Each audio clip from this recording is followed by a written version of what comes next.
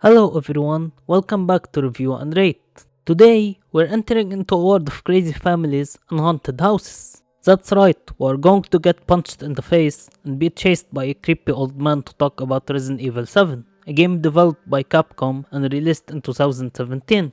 If you're a fan of survival horror, terrifying games, and mysterious stories, you won't want to miss this review. Now, let's fight that old man using a chainsaw and get ready to enter the world of Resident Evil 7.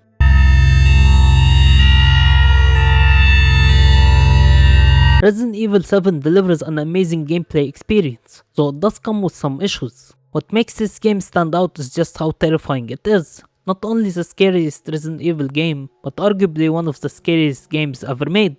When looking at the mainline Resident Evil titles, excluding Revelations 1 and 2, this was the first time in years that the series truly returned to its survival horror roots, rather than leaning heavily into action like RE4, RE5, and RE6. As I mentioned in my previous reviews, while I did enjoy RE4, RE5 and RE6 marked the point where the series started to lose its horror identity for me, shifting too far into action. That's why it was genuinely refreshing to see Resident Evil fully commit to horror again. A major factor that elevates the fear in this game is the shift to first-person perspective, something entirely new for the franchise, which traditionally used third-person over-the-shoulder or fixed camera angles. Personally, I still prefer third-person over-the-shoulder in Resident Evil games, but in Resident Evil 7, the first-person perspective works incredibly well. In fact, it's hard to imagine the game being as effective in any other viewpoint. It feels perfectly suited for the experience. Being in first person, especially in tight and claustrophobic spaces, creates constant tension. It feels like something could attack you from any corner at any moment, and when you try to escape, you never truly know what's behind you. That uncertainty makes the experience deeply unsettling. On top of that, the game makes great use of jump scares, whether in normal situations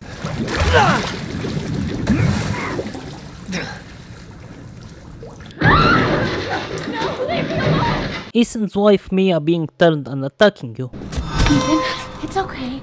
It's okay, it's me. I know you didn't mean to hurt me. You shouldn't have done that! Or the chase sequences with Jack Baker and his wife Margaret.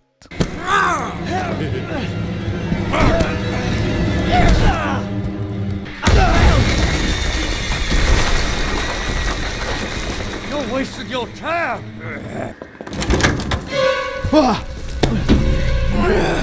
Heck of a thing, ain't it? Sure shit beats the hell out of dying. You! Don't move!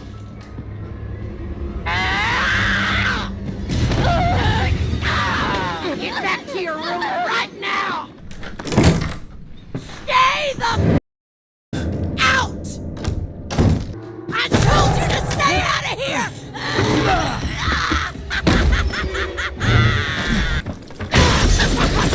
Now with me, they're gonna settle this! This structure defines much of the game's level design. You're introduced to the threat inside the Baker house, then left to explore while Jack Baker relentlessly hunts you down. To survive, you have to hide, run, or temporarily take him down by shooting him enough to knock him to the ground. This gives you a short window to progress before he inevitably gets back up and resumes the chase. After that, you encounter the chase sequences with Margaret. In my opinion, she isn't as constantly threatening as Jack, but she becomes far more terrifying once she actually catches you, which forces you to stay alert and avoid her at all costs. Before facing her directly, you play a video recording of Mia trying to escape Margaret, only to get caught. This serves as a clever way to give you an idea of how to deal with her beforehand. I need to hide. Why are you putting me through this? What have I done to deserve this except open my home and feed you? Where do you think you're going?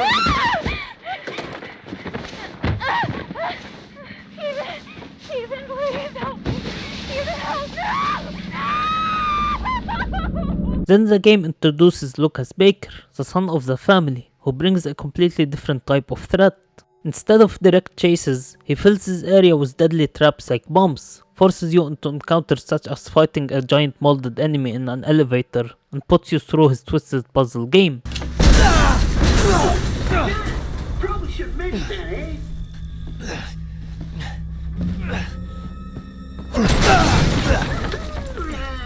Sorry for the mess. Tick tock, tick tock, tick tock, tick tock.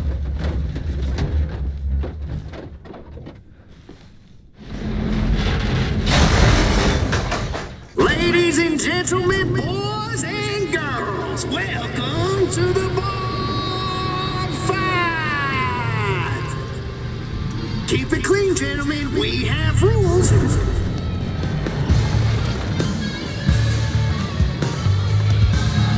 Two.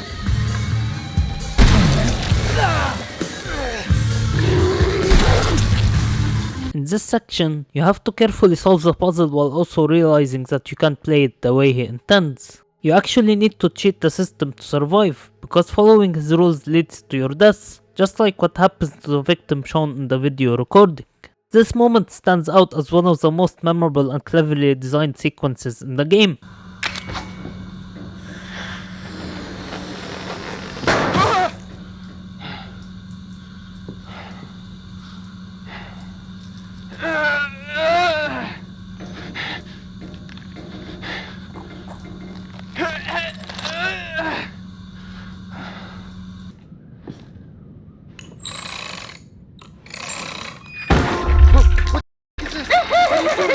What are you doing? Oh man! No!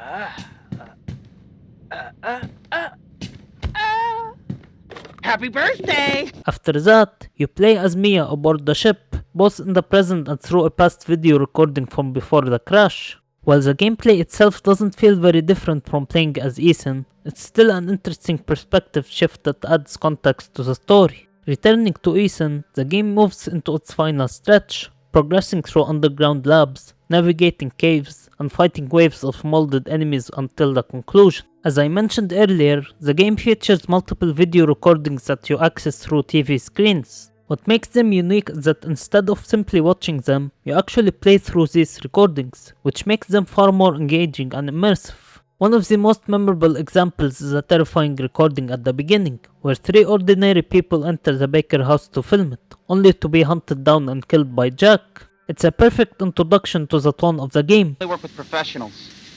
Speaking of which, make sure the sound is right this time. I don't want a repeat of Amarillo. Spooky sounds.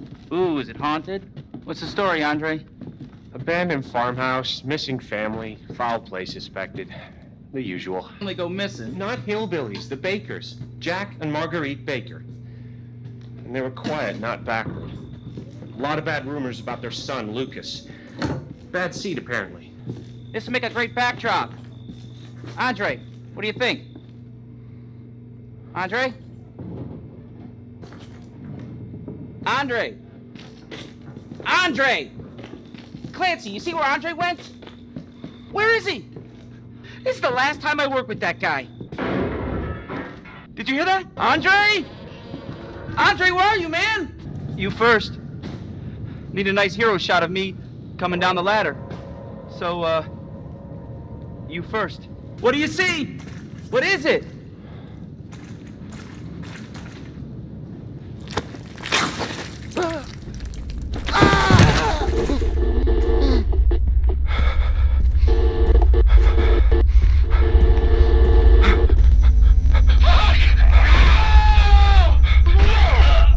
To reinforce that horror atmosphere, the game opens with a chilling intro that immediately sets the mood, featuring the song Go Tell and Trody.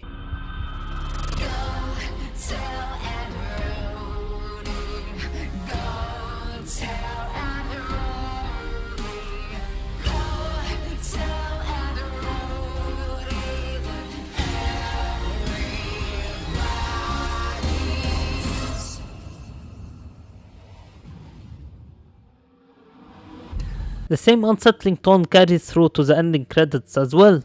I was raised in a deep dark hole,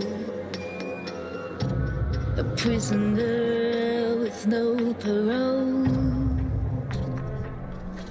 They locked me up and took my soul.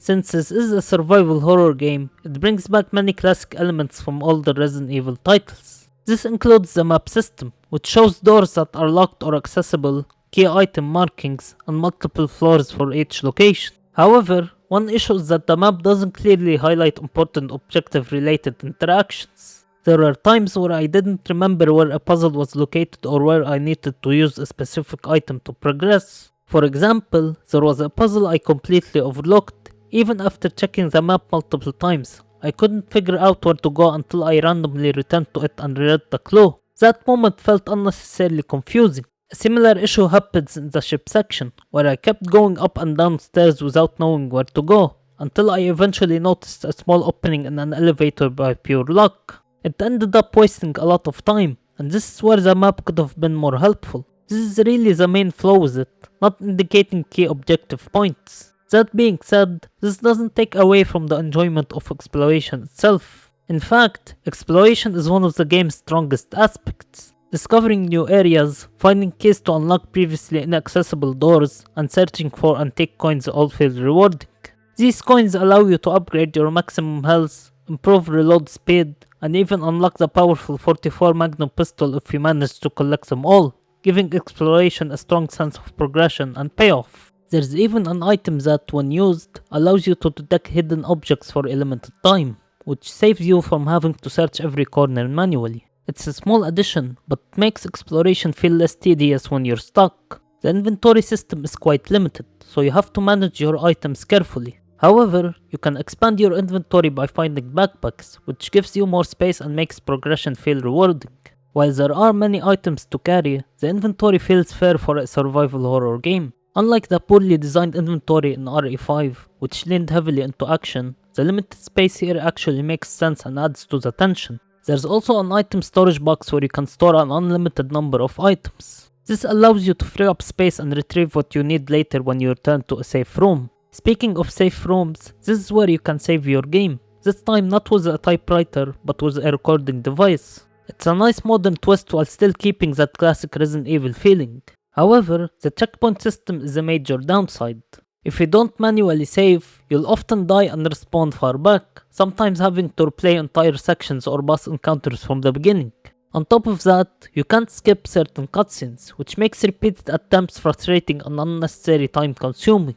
The game also features a crafting system that allows you to combine items in your inventory to create useful resources like ammo and healing items. For healing, you can use green herbs for a small recovery, or first aid meds for a much larger heal. While the first aid med system is a cool addition to the series, the animation can be a bit annoying, especially when enemies are attacking, since it leaves you vulnerable for a moment. To indicate your health, the game uses a visual system where blood appears on the screen depending on how much damage you've taken. Unfortunately, this can become distracting. Even when lowered in the settings, it can still cover a large portion of the screen, making it harder to see your surroundings. The game also includes a variety of puzzles. These range from the basement puzzle, the animal shadow puzzle, the clock puzzle, and Lucas's deadly puzzle game. The ones I encountered were generally enjoyable and added a nice break from the tension. Now, when it comes to combat, it's a bit of a mixed experience. At times it feels satisfying, but in other moments it becomes repetitive depending on the enemies and situations you face. Enemy variety is quite limited. Most of the time, you're fighting different versions of molded creatures, which can start to feel repetitive, especially in the later parts of the game where you're overwhelmed by them. You mainly encounter standard molded, clawed variants, spider-like molded, and a large fat molded. That's essentially the full range of regular enemies. There are also annoying flying bugs, but they're easy to deal with using either the knife or the flamethrower.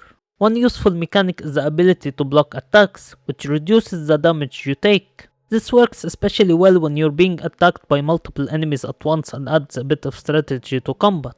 To fight back, you have access to a solid selection of weapons, including the knife, pistol, shotgun, machine gun, flamethrower, 44 magnum, grenade launcher, and even remote bombs. Given the limited enemy variety, the weapon selection feels balanced and satisfying to use. Of course, there are other enemies in the game, but the ones I'm about to talk about feel more like boss encounters rather than standard enemies. These include smaller fights with a transformed Mia. You also face multiple encounters with Jack Baker throughout the game, and these are some of the most memorable moments. The first major fight takes place in the garage, where you use a car to try to take him down. In a darkly ironic twist, he ends up killing himself, though not permanently, since he's infected and can't be killed that easily. Running, boy!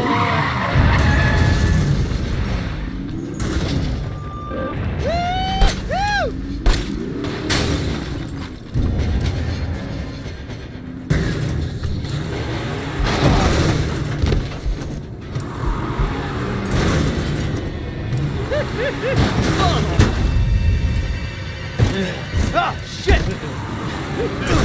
Nice story. Let's finish this, you and I. Oh, yeah! I'm gonna take you for a ride. No, no, no, no, no!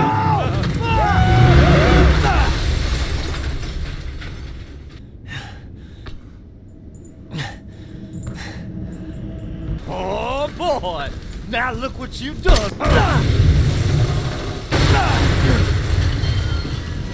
Another fight has you facing Jack with a chainsaw, while he attacks you using a large pair of scissors. This battle is intense and satisfying, but also somewhat frustrating due to its difficulty. I died a few times before finally defeating him, but that made the eventual victory feel more rewarding despite the annoyance.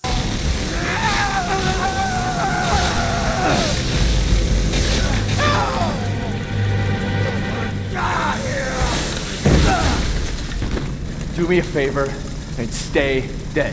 After thinking you've killed him for good, the game brings him back for a third and final encounter, this time as a massive mutated molded creature. This is easily the best of his fights, as it feels closer to classic Resident Evil boss design, where you target weak points to bring him down. This time, it truly feels like you've ended him for good. You want me to cure him?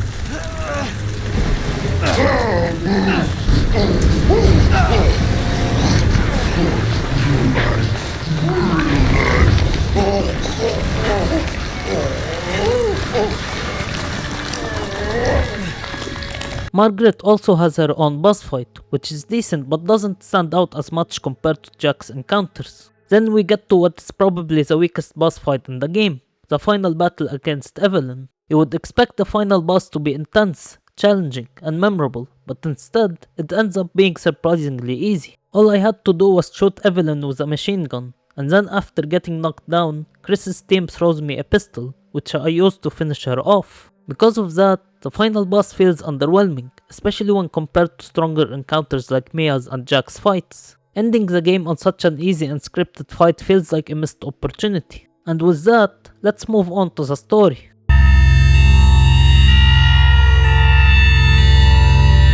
The story of Resident Evil 7 is great. In many ways, it feels like a return to the mystery-driven storytelling of Resident Evil 4. But while that game focused on a village in Spain where people were turned into monsters, this one shifts the setting to a single house, where an entire family has been transformed not only into monsters, but into deeply disturbing and violent individuals. That change in scale makes the horror feel more personal and intense, which I found really interesting. When I first played the game, I was fully invested in uncovering what happened to the Baker family. I kept asking, are they still conscious? Did something completely take over them?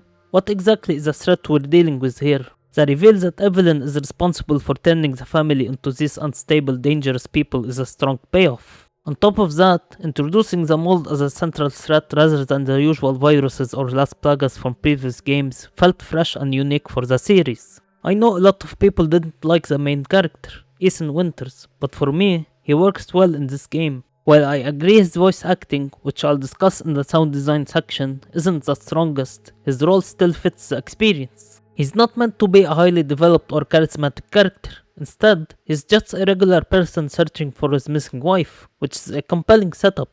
What I liked most is that unlike characters like Leon or Chris, who are trained and experienced in dealing with bioweapons, Ethan is completely out of his depths. He has no real understanding of what's happening, and that makes his reactions feel more grounded.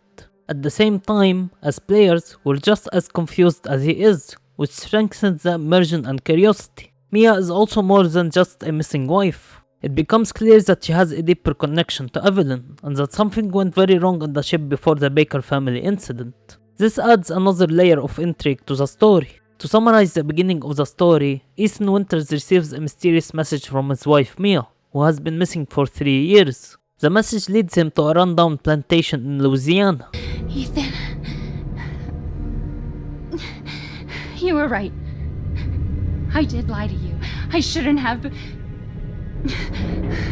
All I can say is that if you get this,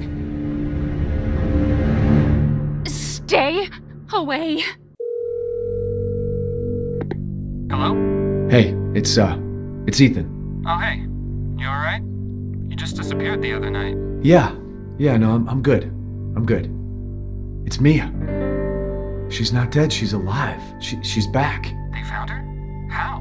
What happened? I don't know. Look, I don't know how, but she's back. She's back somehow. Maybe it's a prank, but she wants me to come and get her. Where is she? Dulvey, Louisiana. Dude, it's been 3 years. I know, but what if it is her?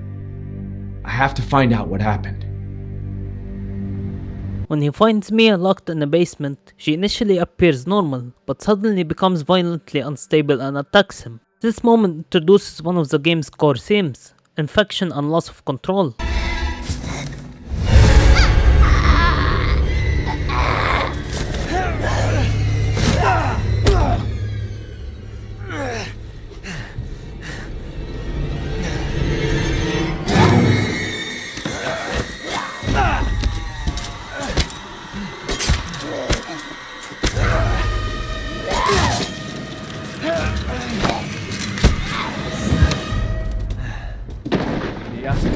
Wait!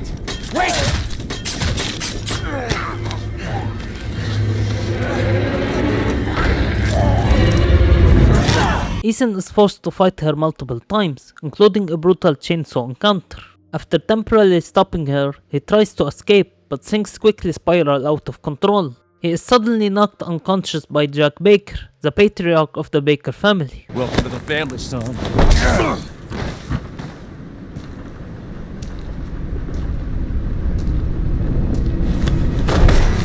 Ethan later wakes up at the iconic dinner table scene, surrounded by Jack, Margaret, and Lucas, as they attempt to force feed him rotten food in a disturbing display of their madness. Where am I? What the hell? Rise and shine, sleepyhead. It's time for supper. Who are all you people? Where's Mia? Eat it. It's good. Dumb son wasn't no good if it hit him. Yes.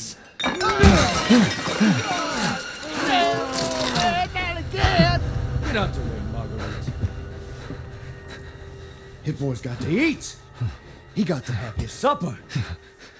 Come here, boy. Let's do this. Come on. Shit, oh shit, oh shit. He's not eating it, Jack. He's not eating it. Get the hell up, Marguerite. I made that for him. Get the hell out of here. You're a son of a... Oh, I can't believe it, you son of a... He's not eating it. He's not eating it. This was supposed to be a very special feast. Come on, boy.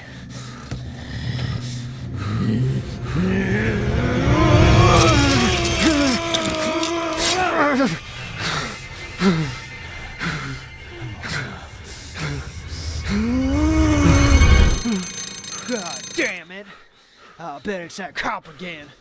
Goddamn pigs. I'm coming back for you. After managing to escape, Ethan is relentlessly pursued by Jack throughout the house. It quickly becomes clear that Jack has unnatural regenerative abilities. He's no longer just human. Throughout the game, Ethan receives guidance from Zoe Baker, Jack's daughter.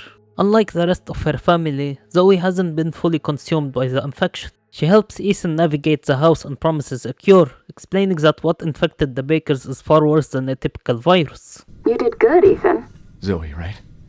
What Carly? Shut up and listen if you want to stay alive. You gotta get out of that house. There might be a way out through the main hall. Alright. Oh, and that thing on your wrist is a codex. Don't lose it. It's important. Ethan eventually confronts Margaret in the old house, where she mutates into a grotesque, insect-like creature controlling swarms and crawling through tight spaces. This fight leans heavily into body horror and psychological tension. After an intense battle, Ethan manages to kill her, further revealing how deeply the infection has twisted the family. Lucas, on the other hand, plays a very different role. He's sadistic and thrives on psychological torture, trapping Ethan in deadly puzzle rooms filled with explosives and tricks. Ethan, hold on. I got something for you. Looky what I've got. You know what this is for? You know what Zoe wants to do with this?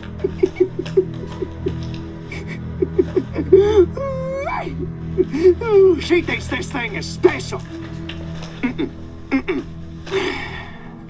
No, Ethan. That ain't special. This right here is special. You see, Ethan? Not everybody wants to turn back the clock. What? What, Eveline? I'm just trying to show him. Not everybody wants to go back to how things were. There's a stupid bitch. She doesn't understand that I don't want to go back to how things were before my father found y'all. Unlike Jack and Margaret, Lucas retains much of his personality, which makes him feel disturbingly human. He eventually escapes, setting up events that continue in one of the game's DLCs. As the story progresses, Ethan manages to create a serum capable of curing the infection, but only enough for one person. I chose Mia, which is the canon ending, so Zoe is left behind and ultimately becomes fully crystallized by the infection. It's fine. It was foolish thinking I could escape. But Zoe... Go! Both of you just go! Come with us. I'm sure there's someone who can help. This is not home. Apparently I belong here.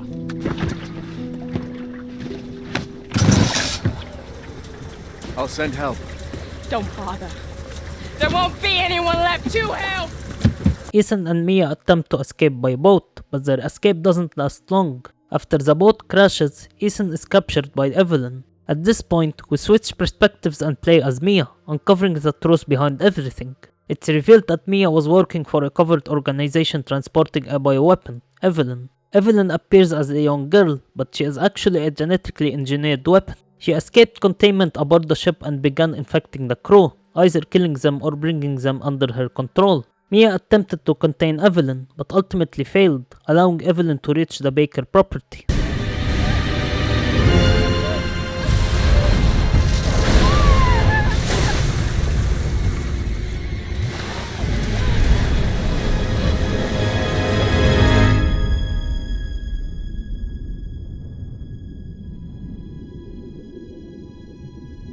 What makes Eveline especially disturbing is that she isn't just a monster, she's designed to create a family. She infects people with a mold-like organism that grants regeneration while stripping away their free will. The Baker family were her victims, forced into becoming her version of a family. Zoe managed to resist longer than the others, while Mia remained partially controlled due to her prior exposure. Eveline's abilities include hallucinations, mind control, and extreme regeneration, making her a uniquely psychological threat compared to previous Resident Evil antagonists. Later, we experience a dreamlike sequence where Jack Baker appears and reveals that he and his family were once normal people before Eveline turned them into what they became. This moment adds a tragic layer to the Bakers, showing that they were victims rather than villains. There's Marguerite, normal boy Lucas, or even Zoe here. That girl Eveline, she did this. What the hell is she? Now, what did she do to you? She infected us with her gift. That's what she calls it. I found her near a busted out tanker in the bayou. Everything changed after that. So she infects you and then she takes control? No. Not exactly, son. She just... She forces her way into your mind, your soul. You can't fight back. You are connected to her, and you can't resist the urge to... Oh, you're a different person after that. Just like Mia. So Mia sent me that message because of Eveline. Listen, the girl just wants a family of her own. She's the key, all right? You find her, and you stop her. Ethan, free my family. Please. Mia eventually rescues Ethan from Eveline's control, allowing him to confront her one last time. During this, Ethan discovers that Eveline has been disguising herself as a mysterious old woman seen throughout the game. In the final confrontation, Ethan injects Eveline with a toxin, causing her to transform into a massive creature. He ultimately defeats her using a powerful weapon dropped by a rescue team. After Eveline's defeat, a military unit arrives led by Chris Redfield. He is now working with a reformed Umbrella corporation, known as Blue Umbrella, which focuses on containing bioweapons rather than creating them. Ethan and Mia are finally rescued, bringing their nightmare to an end. But now Eveline's dead. And these guys are here to clean up the mess. I had just come to terms with losing Mia. But now she's back and wants to start over. Put all this behind us. Maybe this is where the next door opens. Now let's talk about the graphics.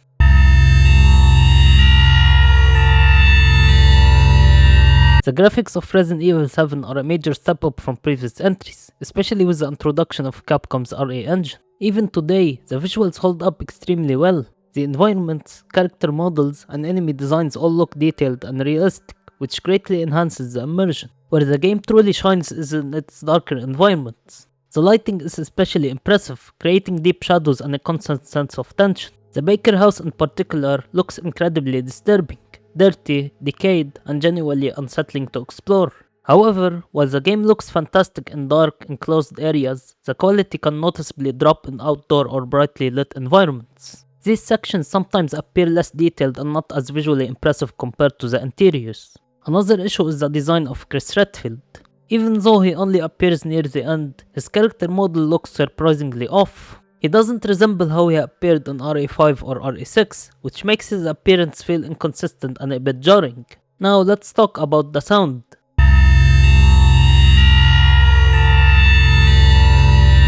The sound design of Resident Evil 7 is excellent and plays a huge role in building the game's atmosphere. The voice acting is strong overall. Jack and Margaret Baker in particular stand out. Their performances make them feel intimidating, unhinged, and genuinely frightening. Other characters like Lucas Baker, Zoe Baker, and Mia Winters also deliver solid performances that fit the tone of the game well. However, Ethan's voice acting is a weak point. Ethan Winters often sounds too calm during moments where he should be panicking or reacting more emotionally. This becomes especially noticeable in intense scenes.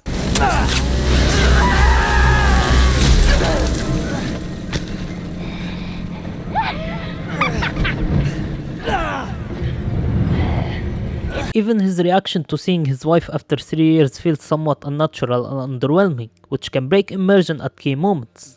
Mia? Mia. Oh, thank God I found you. It's me. It's Ethan. Ethan? Ethan? Are you alright? You shouldn't be here. What do you mean? You contacted me. No, I wouldn't. Did I? Did anyone see you? Did he see you? Who else is here? What the hell's going on? Beyond voice acting, the environmental sound design is outstanding. Subtle background noises in quiet areas, like creaking wood, distant footsteps, or ambient sounds, create constant tension and make exploration feel nerve-wracking.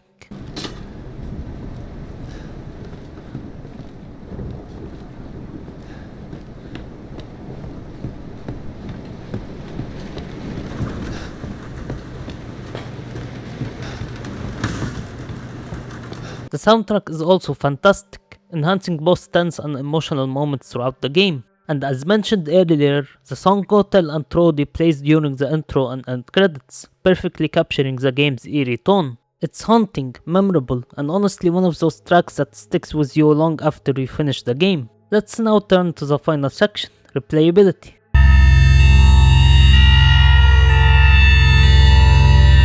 When it comes to replayability, Resident Evil 7 offers a decent amount of content, though it's somewhat limited compared to other entries in the series. I completed my first playthrough on normal difficulty, so one of the main reasons I'd return is to try the Madhouse difficulty, which significantly increases the challenge and changes certain aspects of the game to keep things fresh. There are also additional story expansions that add more content. The Banned Footage Volume 1 and Volume 2 DLCs, along with End of Zoe, provide extra scenarios that expand on the game's events. These are paid additions, and surprisingly, I didn't know about them before, but they offer good reasons to revisit the game. There's also the free Not a Hero DLC, where you play as Chris Redfield and take on Lucas Baker.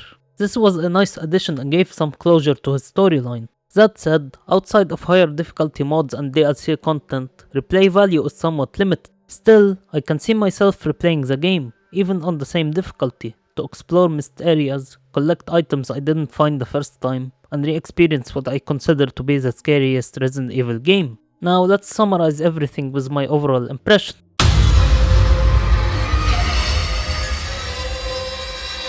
Resident Evil 7 delivers amazing gameplay, a compelling story, very strong visuals, impressive sound design, and solid replayability options. After the more action-focused direction of RE5 and RE6, it was genuinely refreshing to see the series return to its survival horror roots. And didn't just go back to horror, it delivered one of the scariest experiences in the entire franchise. More importantly, this game helped bring Resident Evil back on track, proving that the series could still evolve while staying true to what made it special in the first place. For all these reasons, it absolutely deserves a strong score, and here it is.